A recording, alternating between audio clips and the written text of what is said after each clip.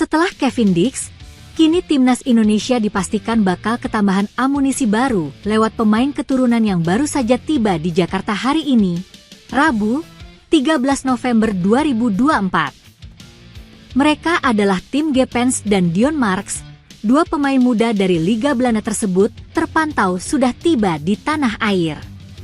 Dari postingan di media sosial yang beredar, kedua pemain tersebut hadir di Indonesia bersama agen dari Indonesia, Fardi Bahdim. Menurut keterangan dari pelatih timnas Indonesia U20, Indra Syafri, disebutkan bahwa Tim Gepens dan Dion Marks bakal menjalani proses perpindahan kewarganegaraan. Ada dua yang sedang diproses, Dion dan Tim. Tanggal 14 dia datang ke Indonesia untuk tes kesehatan, mungkin interview, wawancara, dan sebagainya, ucapnya pada 9 November 2024 lalu. Meski bakal hadir di Jakarta, namun Indra belum memastikan apakah kedua pemain itu sudah sah menjadi bagian skuad merah putih. Karena menurutnya, yang menentukan adalah federasi, dalam hal ini Ketua Umum PSSI Erick Thohir. Kalau sudah bersalaman dengan ketum kami, itu pasti. Kalau belum salaman, belum pasti. Kami sebagai pelatih hanya memberikan rekomendasi ada dua. Apakah itu bisa atau tidak? Nanti tergantung proses federasi kita, katanya. Upaya naturalisasi kedua pemain itu disebut-sebut untuk memperkuat skuad merah putih U20 di laga Piala Asia yang akan diselenggarakan di Cina, Februari 2025 mendatang. Timnas sebelumnya sudah memanggil Dion di Toulon Tournament pada Juni lalu dalam rangkaian pemusatan latihan di Italia. Pemain kelahiran Belanda itu saat ini memperkuat klub Nijmegen. Adapun Tim Gepens saat ini membela klub FC Ermen di Belanda. Pemain berusia 19 tahun itu telah tampil di berbagai laga di level U18 dan U21, seperti Keuken Kampioen-Divisie, U18 Division, dan Eredivisie. Andai proses naturalisasi Tim Gepens dan Dion Marks rampung, maka timnas Indonesia ketambahan 3 pemain keturunan baru bulan ini.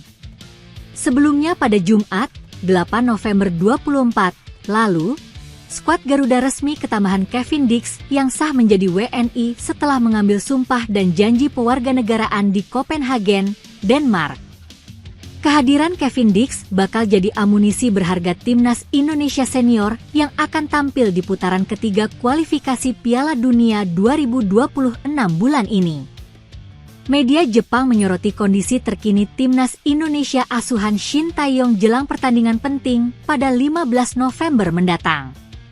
Timnas Indonesia akan berhadapan dengan Jepang di Stadion GBK dalam lanjutan babak ketiga kualifikasi Piala Dunia 2026 zona Asia. Melawan Jepang, timnas Indonesia mengincar untuk mencuri poin dari Jepang agar bisa semakin dekat ke Piala Dunia 2026. Sayangnya, Jepang bukanlah lawan yang mudah untuk ditaklukkan. Sebagai langganan Piala Dunia, Jepang dalam babak ketiga kualifikasi ini masih belum terkalahkan. Walau begitu, masih ada peluang bagi timnas Indonesia untuk mencuri poin. Beberapa waktu lalu, timnas Indonesia dikejutkan dengan kabar cederanya Mads Hilgers sehingga tak bisa tampil saat melawan Jepang.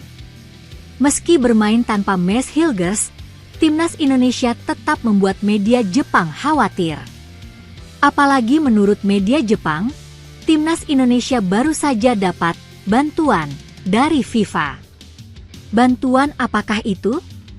Dalam salah satu beritanya, media Jepang, Football Channel, menyoroti kesiapan timnas Indonesia jelang melawan Jepang. Media Jepang tersebut mengkhawatirkan satu nama pemain timnas Indonesia yang disebut mampu membuat Jepang kesulitan mencetak gol. Sebelumnya, media Jepang bernapas lega dengan absennya Mads Hilgers, tapi justru muncul masalah baru lagi. Pemain yang dikhawatirkan oleh media Jepang tersebut adalah Kevin Dix yang baru menjadi pemain naturalisasi timnas Indonesia. Menurut media Jepang, Proses Kevin Dix mendapat persetujuan dari FIFA sehingga seolah-olah FIFA membantu timnas Indonesia untuk mendapatkan bek Copenhagen tersebut. Bahkan dengan izin dari FIFA, Kevin Dix sudah bisa bergabung dengan timnas Indonesia dalam menghadapi Jepang. Sementara itu, Kevin Dix yang sedang menjalani proses naturalisasi mendapat persetujuan dari FIFA sehingga mengizinkannya bermain paling cepat pada pertandingan timnas melawan Jepang, tulis media Jepang, Football Channel. Nyatanya FIFA tak mempersulit proses naturalisasi Kevin Dix sehingga bek tersebut bisa segera gabung dengan timnas Indonesia. Kevin Dix memiliki kemampuan untuk mencetak gol serta membangun serangan meskipun posisinya sebagai pemain bertahan. Tentunya kehadiran Kevin Dix bisa menjadi solusi bagi lini serang sekaligus pertahanan timnas Indonesia asuhan Shin Tae-yong. Lemparan Pratama Arhan bisa menjadi salah satu cara timnas Indonesia untuk membobol gawang Jepang yang sudah terbukti pada Piala Asia 2023 lalu. Arhan jarang mendapat kesempatan tampil menjadi pemain inti di timnas Indonesia setelah kedatangan Kelvin Verdong. Namun mantan pemain PSIS Semarang itu masih kerap mendapat panggilan Shin Tae-yong untuk memperkuat tim Merah Putih. Shin sudah lama terpincut Arhan.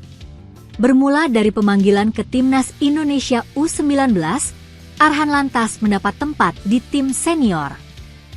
Kini Arhan pun menjadi salah satu pemain dengan caps terbanyak bersama Witan Sulaiman. Keduanya sama-sama sudah tampil mengenakan jersey berlambang Garuda di dada sebanyak 48 kali. Pemain yang pernah membela Tokyo Verdy tersebut kembali mendapat kepercayaan dari Shin jelang laga Indonesia versus Jepang. Keberadaan Verdong kembali membuat kans Arhan tampil menipis. Kendati demikian, Arhan memiliki kemampuan lemparan ke dalam yang bisa menjadi kartu as bagi dirinya untuk dimainkan atau bagi timnas Indonesia untuk mencetak gol. Dalam laga terakhir timnas Indonesia yang berlangsung di Qingdao saat melawan Cina pada 15 Oktober, lemparan ke dalam Arhan berbuntut gol Tom Haye. Jepang pun sudah pernah merasakan efek lemparan Arhan. Pada Piala Asia 2023, lemparan Arhan mengawali proses gol Sandy Walsh. Koordinasi pertahanan yang morat-marit lantaran lemparan jauh Arhan ke kotak penalti menghasilkan peluang bagi Walsh yang berdiri dekat dengan gawang.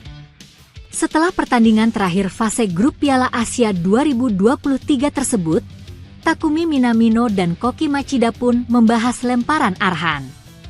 Saya berbicara kepada Yuta Nakayama dan bilang akan lebih baik mengganti dia dengan pemain yang lebih kuat dalam bola udara dalam situasi itu. Lemparan Arhan itu melayang jauh dari yang saya harapkan. Saya berharap bisa lebih fleksibel menghadapinya, ujar Minamino dikutip dari Hochi News. Saya berusaha menyundul bola, kemudian pemain nomor 6, Walsh, berada dalam posisi bebas. Bahkan jika saya harus menabrak Minamino, saya harus tetap menyundul bola. Jika tidak, saya harus menjaga lawan. Lemparan jauh dilakukan untuk menimbulkan kebingungan, jadi kami harus memperbaiki kesalahan ini. Timpal Machida yang memilih ikut berduel berupaya menghalau bola lemparan Arhan ketimbang menjaga Sandy di dalam kotak penalti. Minamino dan Machida kembali dipanggil pelatih Jepang, Hajime Moriyasu, dan bukan tidak mungkin akan menghadapi lemparan ke dalam Arhan di Stadion Utama Gelora Bung Karno, Jumat 15 November.